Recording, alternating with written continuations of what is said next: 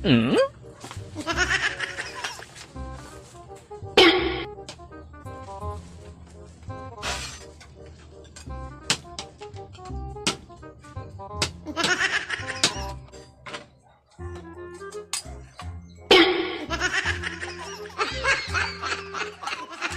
dyan mo nilagay dong? Sa akin yan eh. Kahit sa'yo dong, dyan mo ilagay. Magating kapatid tayo. Hindi, dito lang yan. Kasi, hindi ka nag-ambag eh, kahit 5 piso. Kahapon dong, binigyan kita dong. Kahit wala kang ambag dong. Kahit nag-yaw-yaw ko ni mo dong, binigyan kita. Takaw mo. Wala oh. Sa akin yan eh. Hindi talaga magbigay. Pangit siguro ang lasa niyan. Hindi, masarap.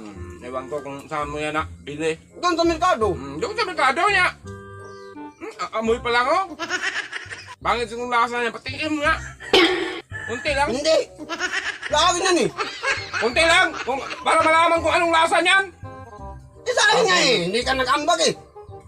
Kahit 5 piso. Dong, tignan mo dong ha. Makinig ka. Sa simula pa lang pagkain dong, binigyan kitang bulad dong. Binigyan kitang bulad, tig-dalawa tayo dong. Tig-ganyan tayo dong, dalawa. Oo nga. Kao. Ay, dalawa tayo.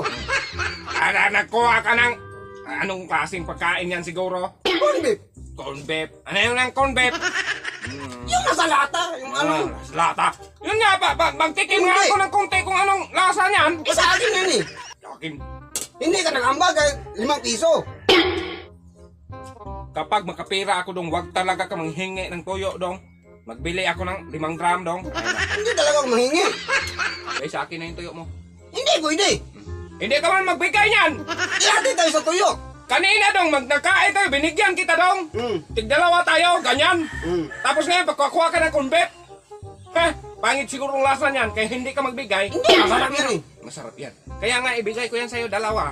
Bigyan mo rin ako konti lang. Hindi. Magtikim lang yan eh, kung anong lasa niyan. Chicken joy siguro yan. Ben. Hindi. Hindi talaga pwede. Hindi ay. Hindi talaga pwede. Akin yan eh. Sa'yo nga, tikman ko kung konti, kung anong lasa. Kaya hindi man ako naka-victim yan. O sige. Tika na, konti lang. Pangit siguro lasa nito man. Konti lang ha. Kundi lang yan. O ano? Bakit bang lasa? Amoy gamot dong. Parang amoy tabletas dong. Yan talagang amoy niya. Pangit yung lasa niya. Buti niya, hatiin yan. Hindi. Hatiin yan kay, baka ma-overdose ka niyan. Overdose? Ma-overdose yan, parang amoy gamot eh. Hindi, sa akin yan eh. Hati nga, konti.